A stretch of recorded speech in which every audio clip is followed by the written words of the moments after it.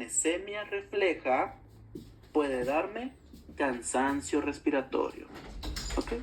La hipermagnesemia va a provocarme cansancio respiratorio. ¿Queda claro? Muy bien. Vamos a ver ahora cuáles son las manifestaciones clínicas. Las manifestaciones clínicas... ¿Alguien dijo algo, muchachos? Regresarla una... Ahí va. Vamos a revisar cuáles son... Muy bien. Vamos a ver de nada cuáles son las manifestaciones clínicas de tener una insuficiencia respiratoria tipo 2. Piensa en lo siguiente. En esta insuficiencia respiratoria tipo 2 tenemos un exceso de CO2. ¿Ok? ¿Qué le pasa al CO2 cuando lo tenemos en exceso? El CO2 se va a combinar con el agua. La combinación de CO2 más agua van a formar ácido carbónico. El exceso de CO2 más el agua forman ácido carbónico. Y el ácido carbónico, como su nombre lo sugiere, es un ácido, lo que me va a provocar una acidosis de origen respiratorio. ¿Ok? Disculpa, yo tengo una pregunta de este tema. ¿Sí, dime? Siempre en cuestión de insuficiencia respiratoria tipo 1 y tipo 2 me confunde el hecho de pensar que normalmente la hipercapnia pues se va a acompañar de hipoxemia, ¿no? O sea, sé que depende también la causa de la insuficiencia, pero mi pregunta es si en hipoxemia, en la tipo 1 hay hipercapnia y si en la tipo 2 hay hipoxemia también. Ok. No puede haber las dos en las dos diferentes. La tipo 1, el problema es que no vas a meter suficiente oxígeno. Tal vez, ¿por qué? Porque la cantidad de oxígeno que tenías disponible ya no es suficiente. Pero no es lo mismo decir que no tienes suficiente oxígeno a disposición a decir que no puedes disipar el dióxido de carbono. ¿Por qué? El oxígeno lo metes cuando inhalas y sacas dióxido de carbono cuando lo exhalas. El hecho de que tu inhalación no sea efectiva no va a significar que tu exhalación tampoco lo sea. ¿Ok? Podemos tener una hipoxemia sin necesariamente tener la elevación a niveles de la hipercapnia. Y el contrario, podemos tener una hipercapnia en donde el problema no es que no metas oxígeno. El oxígeno no hay bronca. A lo mejor hasta tienes el paciente bien. El problema aquí es que no difundes el CO2. Entonces puedes tener una hipercapnia con un oxígeno normal. ¿Ok? Ok, la cuestión es de meter oxígeno al momento de inspirar y de sacar CO2 al momento de expirar. Ajá, entonces pregúntate cuál de los dos mecanismos es el que está afectado. Ya quedó perfecto, muchas gracias. De nada. Ahora, vamos a tener la acidosis respiratoria. ¿Por qué se forma acidosis respiratoria? Por la formación del ácido carbónico, que es el metabolismo del dióxido de carbono más el agua. Cuando tenemos acidosis respiratoria, ustedes ya saben qué es lo que pasa. Vamos a tener de entrada síntomas del sistema nervioso central. El síntoma clásico va a ser la confusión y vamos a tener el estupor. ¿Qué es el estupor?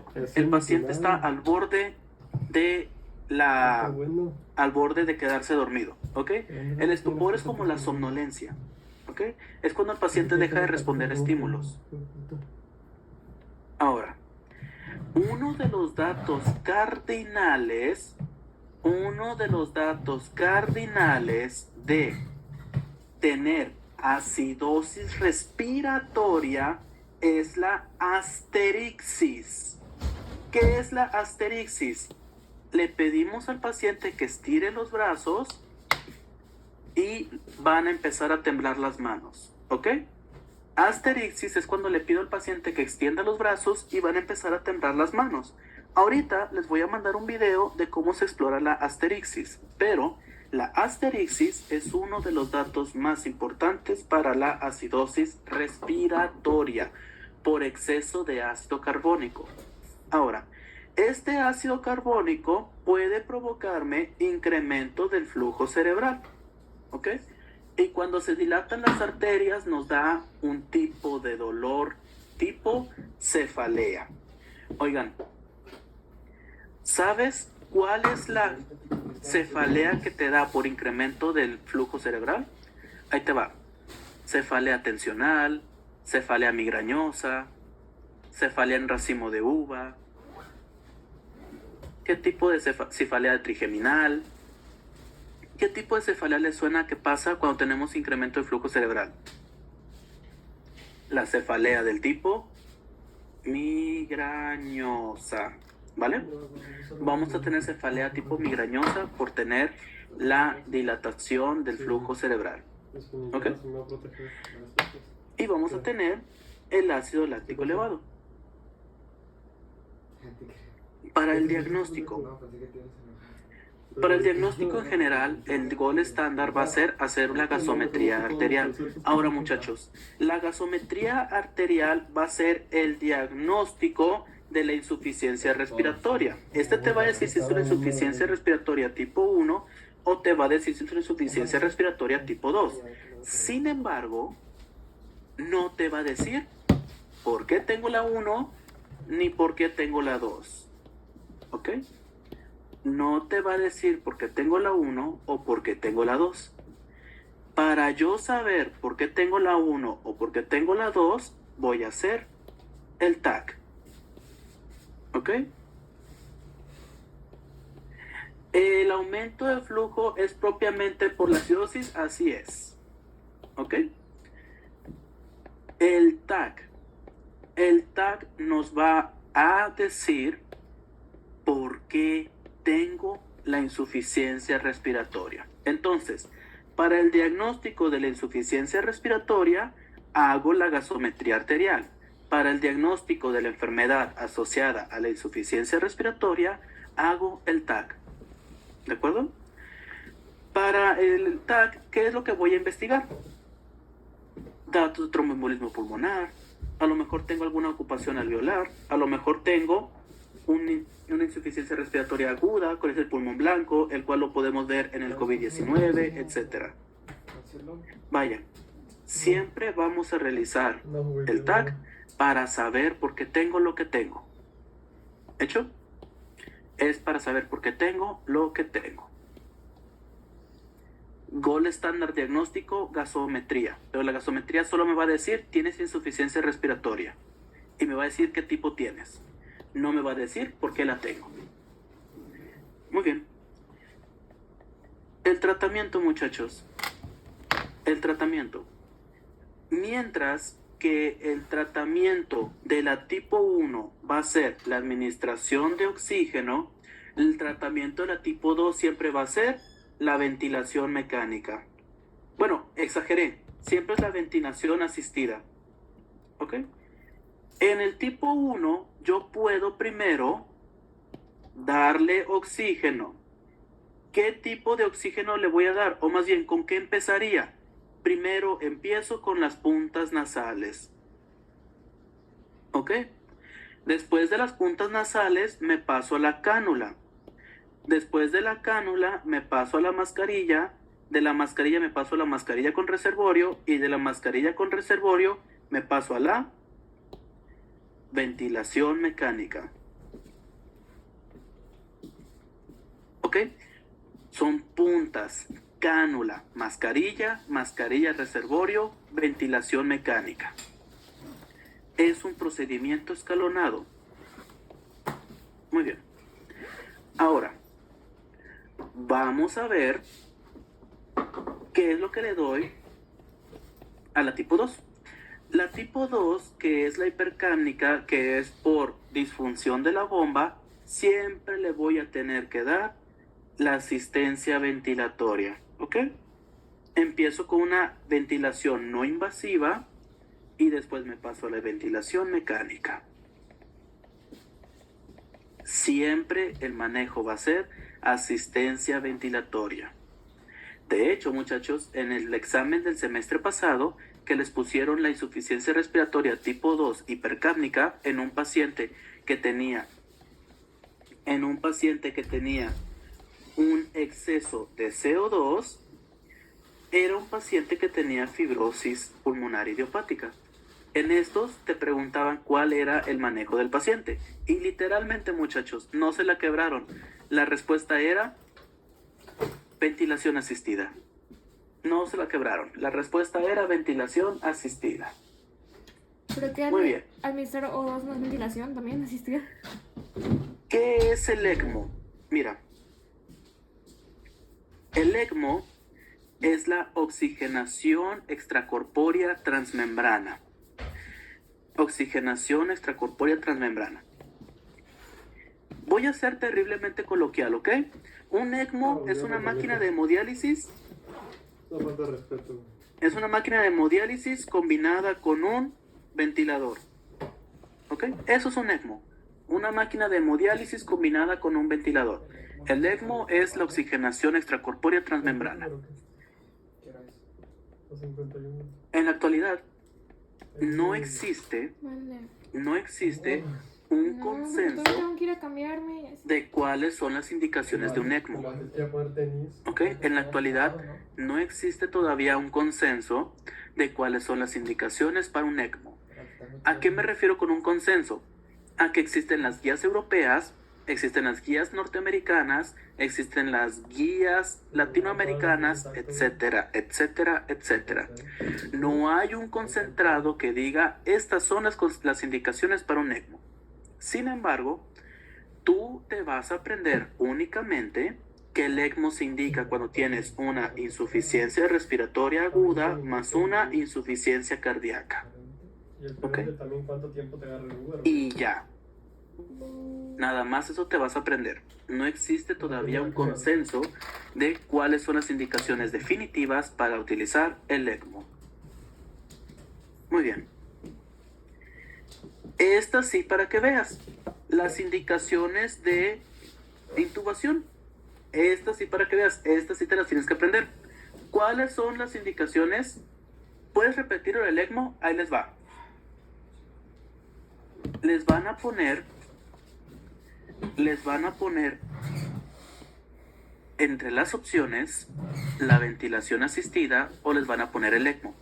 ¿Ok? Tú tienes que preguntarte esto. Si el paciente reúne criterios de la ventilación asistida, es un paciente que tiene una insuficiencia respiratoria tipo 2, la hipercápnica. ¿En qué casos vamos a poder justificar el uso del ECMO? En caso que el paciente traiga una insuficiencia cardíaca. Insuficiencia respiratoria aguda. En caso que el paciente traiga una insuficiencia cardíaca. ¿Por qué? Porque el ECMO nada más se utiliza cuando te falla el corazón y te fallan los pulmones. Cuando te fallan los dos.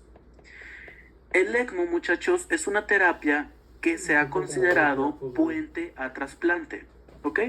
El ECMO es un puente al trasplante. ¿Qué significa? Que una persona no puede durar más de 15 días conectada en el ECMO. ¿Por qué? Porque al final de cuentas ni está jalando el corazón ni está jalando el pulmón. Son máquinas las que están haciendo esa función. Y estas máquinas van a provocar muchas complicaciones, desde un proceso inflamatorio multisistémico hasta infecciones. ¿Ok? Acuérdate. Un paciente que dura más de una semana en ventilador, ¿quién lo coloniza? Acinetobacter. ¿Ok? Entonces, el ECMO, te digo, no hay todavía un consenso de cuándo utilizarlo. Si te ponen el caso de un paciente y viene ventilación asistida o viene ECMO, pon ventilación asistida, porque el ECMO solamente lo podemos utilizar como un puente al trasplante. ¿Ok? Al trasplante cardíaco o al trasplante pulmonar. Muy bien. ¿Cuáles son las indicaciones de una intubación? Bueno, Las indicaciones para una intubación vamos a tener las indicaciones relativas y las indicaciones absolutas, ¿ok? Las indicaciones relativas van a ser una taquipnea mayor de 30 respiraciones por minuto o una hipercapnia con pH menor a 7.25 en un paciente con EPOC. Muchachos, el paciente hipercápnico, ¿cómo esperaría yo que se encontrara su pH? Su pH espero que se encuentre en una acidosis. ¿A expensa de quién?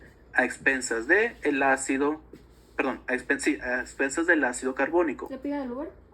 ¿Ya pide? Entonces, en los pacientes con EPOC, la indicación de intubar es relativa. Foto las diapos que pongo. Ahora, ¿en qué pacientes sí está indicado la intubación?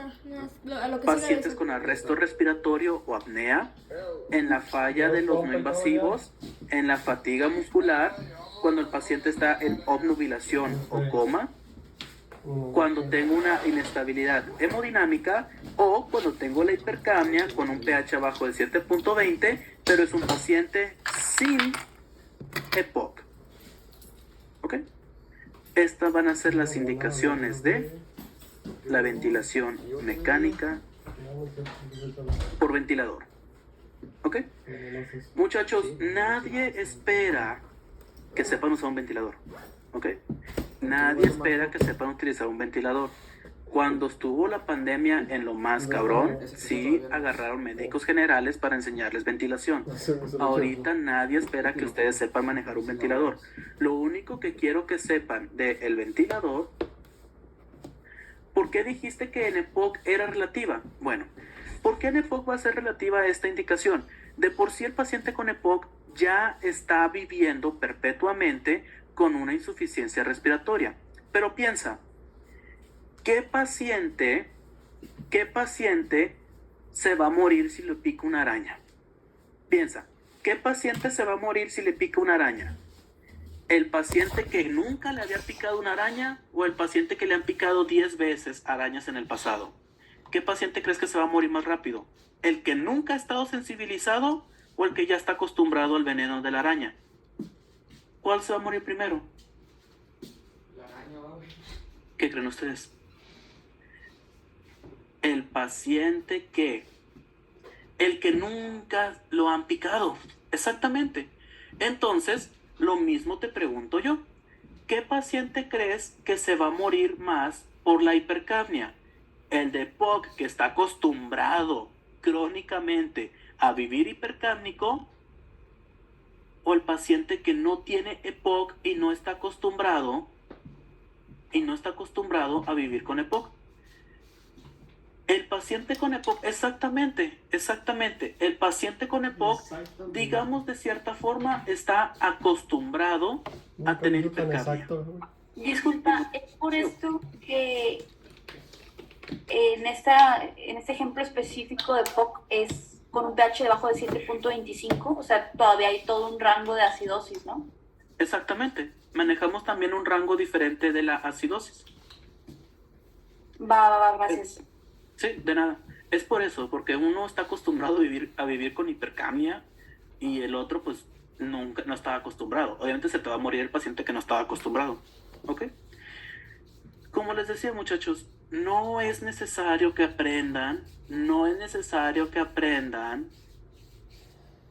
usar un ventilador. ¿Ok? De hecho, la ventilación es un tema muy difícil, es un tema muy cabrón de subespecialidad y lo único que tienen que saber es algunas implicaciones de la máquina. Un ventilador tiene la función de que el fío que este da es del 100%. ¿Qué significa? Que el 100% del aire que te pasa el ventilador es oxígeno. ¿Ok?